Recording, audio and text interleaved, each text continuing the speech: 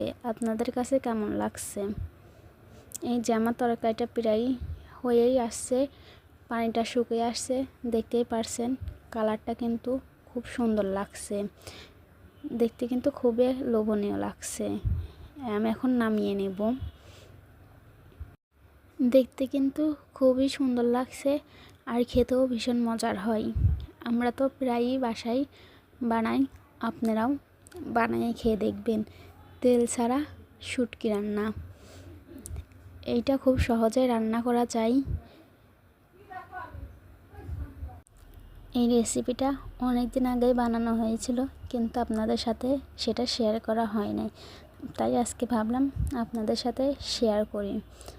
আপনাদের কাছে কেমন লাগছে কমেন্ট বক্সে কিন্তু অবশ্যই জানাবেন।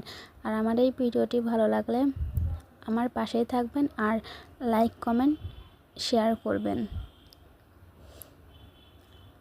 আর আমার চ্যানেলটাকে একটা সাবস্ক্রাইব করে দিবেন।